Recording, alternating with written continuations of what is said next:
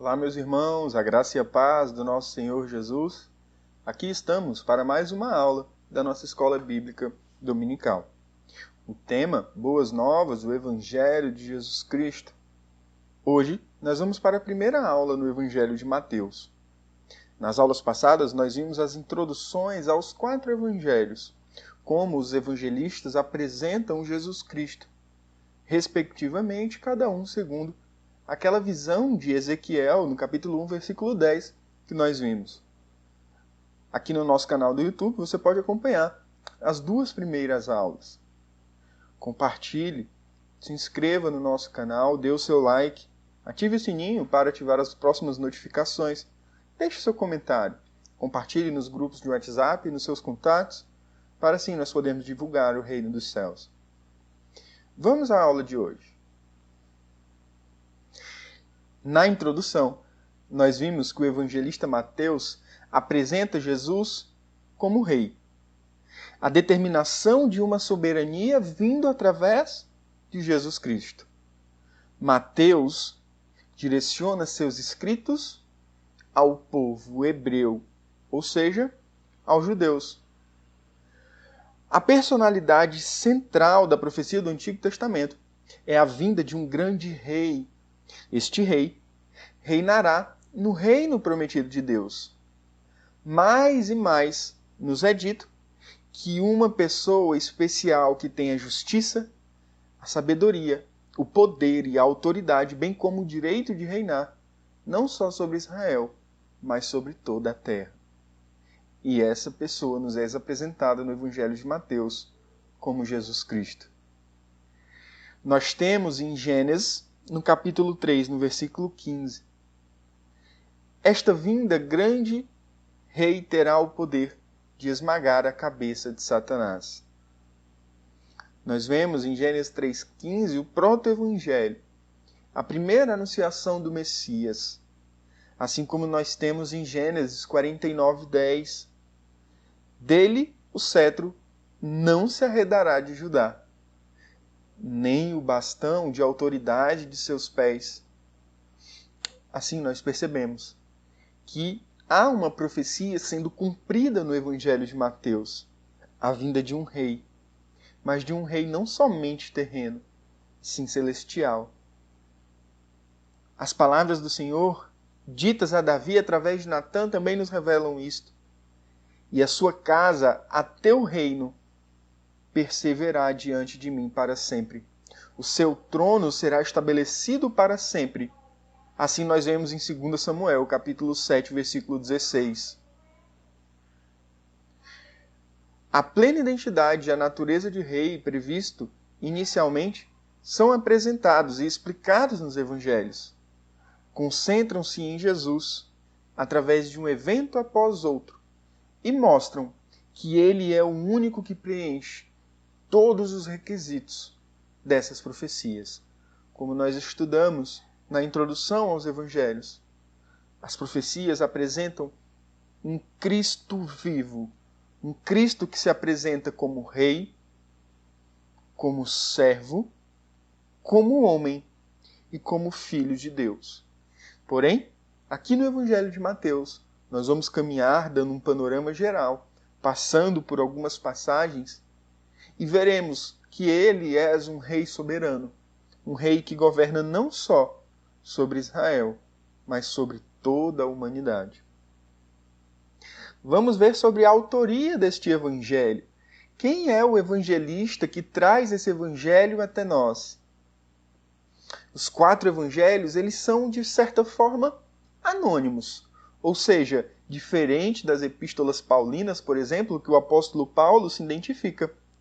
Não há dentro dos evangelhos uma explicitação de cada evangelista que escreve a próprio punho este evangelho. Porém, evidências apontam como Mateus, o autor do nosso primeiro evangelho canônico. E essas evidências garantem para nós um primeiro ponto. Ele era cobrador de impostos. E isso não era bem quisto naquela época. Ser cobrador de impostos, principalmente dentro da nação hebraica, cobrando do seu próprio povo, era algo indigno. Mateus 9:9 nos revela muito sobre isso. Partindo Jesus dali, viu um homem chamado Mateus, sentado na coletoria, e disse-lhe: segue-me. Ele se levantou e o seguiu.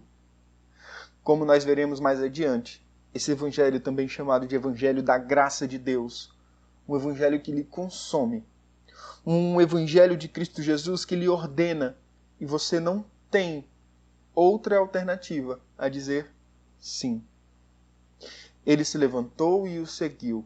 Mas essa passagem nos afirma que ele estava na coletoria, aonde lá ele coletava os impostos do próprio povo.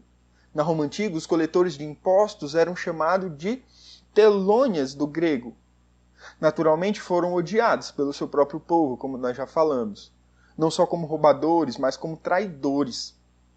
Eles eram classificados no mesmo patamar dos maiores homens pecadores, prostitutas e gentios, como nós vemos em Mateus 9, 10, 11, 18, 17, 21, 31 e 32. Um segundo ponto acerca da autoria desse evangelho, além de que Mateus ele era um coletor de imposto, é que Mateus ele foi escolhido para fazer parte do grupo seleto, o grupo apostólico. Em Mateus 10, 3, nós temos o seguinte: Felipe e Bartolomeu, Tomé e Mateus, o publicano, Tiago, filho de Alfeu e Tadeu. Mateus era apóstolo de Cristo. Ele não estava tão perto de Cristo como João, Tiago ou Pedro, contudo sim, ele era um dos 12. Ele estava ali mais próximo do que muitos do que viviam naquela época. Então Mateus, além da graça ter abundado em sua vida, o ter tirado da margem da sociedade, o ter levado para próximo de Cristo Jesus, ele o escolheu como um apóstolo que o viu, que o ouviu e que levou a sua mensagem para muitos. E que mensagem essa que Mateus levou? Como nós já falamos, ao apresentar a soberania de Jesus, Mateus começa o seu evangelho com uma genealogia. Mas não é como uma genealogia qualquer. Mateus retoma Abraão, o pai do povo hebreu, atravessa até o rei Davi, o modelo de rei de Israel. Então, Mateus dá uma genealogia soberana a Jesus Cristo. Uma genealogia de um verdadeiro rei. Esta é a genealogia de Cristo Jesus no Evangelho de Mateus. Nós temos a genealogia de um rei. O estudo do conteúdo do Evangelho de Mateus corrobora com testemunhos de pais da igreja, como Irineu e Orígenes, que declaram que Mateus foi escrito para os convertidos ao judaísmo. A mensagem do livro de Mateus gira em torno do tema da realeza de Jesus, assim como praticamente todos os parágrafos do Evangelho de João apontam Jesus Cristo como sendo um Filho de Deus. E é essa a mensagem específica e peculiar de cada um dos evangelhos. Lembre-se da nossa introdução. Nós não podemos descartar nenhum evangelho pelo evangelho apresentar uma visão A, B, C ou D. Cada evangelho tem a sua peculiaridade, tem a sua mensagem particular, tem a sua graça íntima, tem a mensagem que vai falar diretamente ao seu coração. Por isso a importância de cada evangelista ter escrito cada evangelho que está no nosso cânon.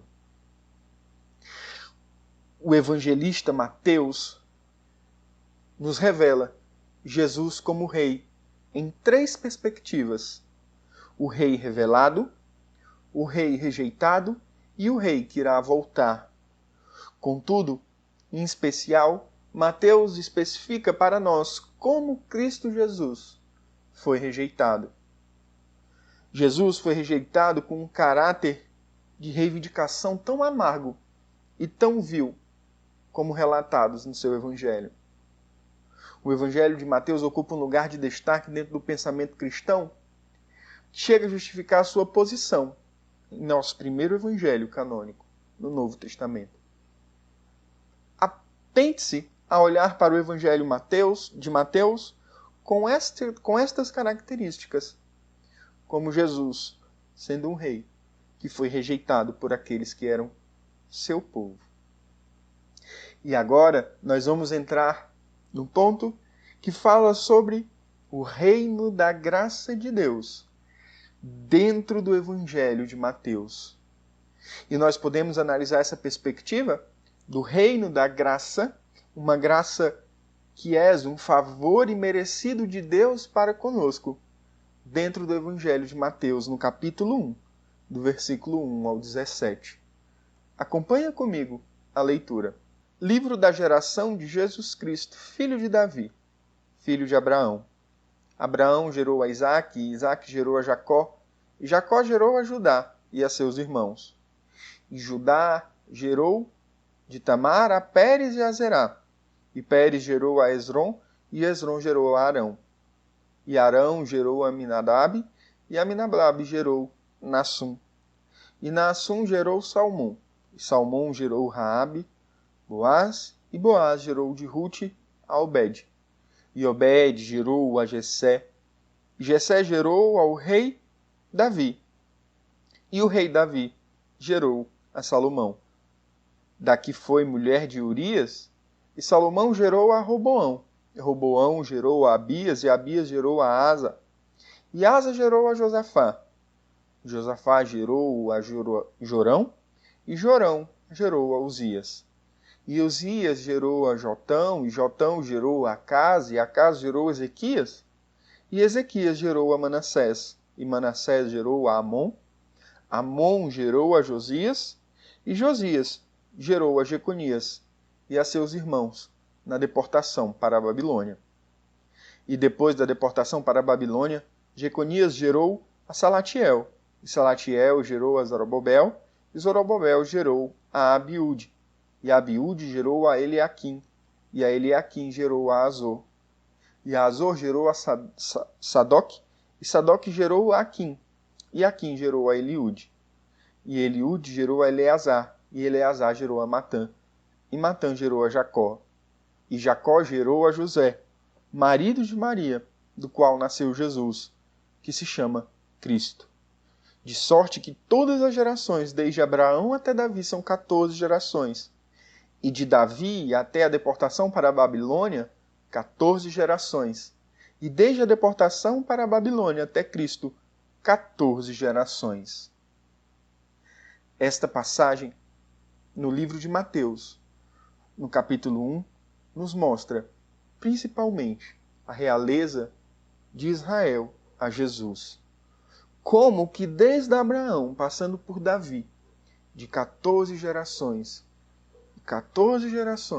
e mais 14 gerações, nós chegamos a um Cristo, que é o verdadeiro Rei. O livro da genealogia de Jesus Cristo, filho de Davi, filho de Abraão, Mateus 1:1. Filho de Davi, filho de Abraão, nos revela uma árvore de descendência, uma árvore genealógica. É claro que Cristo Jesus não nasceu de Davi, não nasceu de Abraão. Contudo, a palavra filho nos mostra uma origem, uma raiz, uma descendência, aquele que está ligado a alguém. Portanto, ainda assim, com a sua incredulidade e incompreensão das Escrituras, muitos judeus se recusaram a reconhecer Jesus Cristo como sendo o Messias.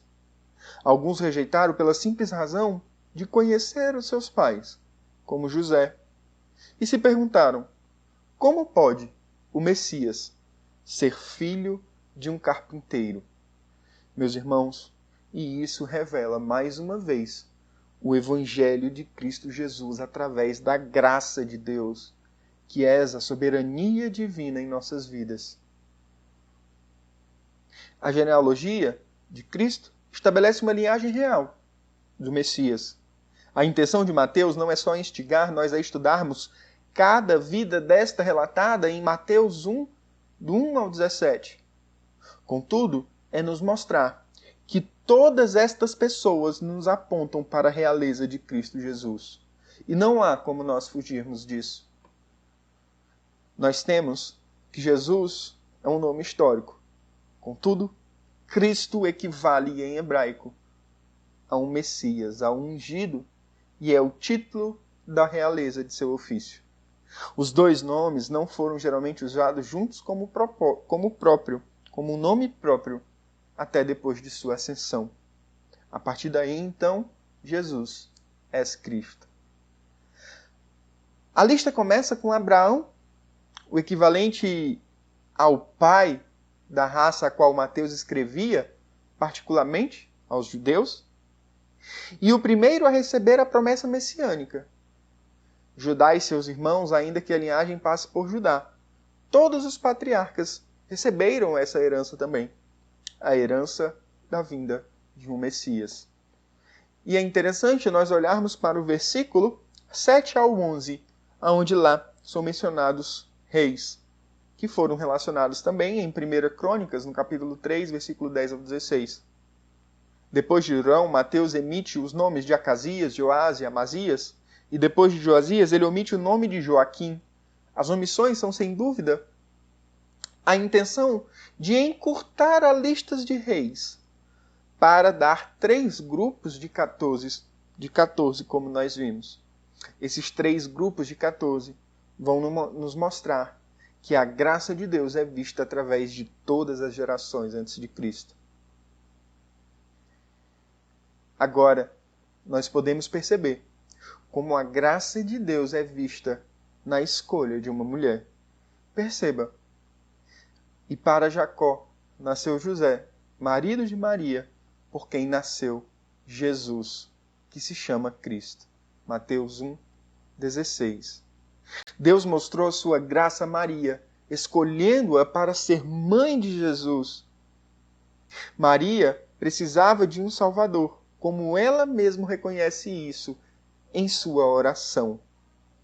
A oração que muitos chamam de Magnificat, que está registrada em Lucas, capítulo 1, do versículo 46 ao 48. Maria foi escolhida pelo Santo Espírito de Deus, pois isso é uma graça imerecida, e ela não tomou para si a divindade que é atribuída a Cristo. Na verdade, Maria apontou para Cristo Jesus como sendo seu único e suficiente Salvador. Maria não tomou para si a divindade que era caída sobre Jesus. Na verdade, ela falou que ele era o seu próprio Salvador. E agora também nós percebemos no Evangelho de Mateus, a graça de Deus é vista por ele através de seus descendentes. Como nós vimos, o livro da genealogia de Jesus Cristo, filho de Davi e filho de Abraão. Tanto Davi e Abraão eram pecadores, mas pela graça de Deus eram ancestrais de Cristo Jesus. E assim, nós vemos o favor imerecido da graça de Deus sobre estes homens. Assim como nós temos também a graça de Deus vista na história de 3 eras. 14, 14 e 14. Por isso, todas as gerações de Abraão até Davi são 14 gerações. E desde Davi até a deportação para a Babilônia, 14 gerações. E da deportação para a Babilônia até o tempo de Cristo, 14 gerações. Mateus 1, 17. Perceba que nós temos um primeiro período desde Abraão até Davi, um segundo período desde Davi até a deportação para a Babilônia, e um terceiro período desde a deportação para a Babilônia até o tempo de Cristo. Então, nós percebemos como a graça de Deus se revela a todos nós.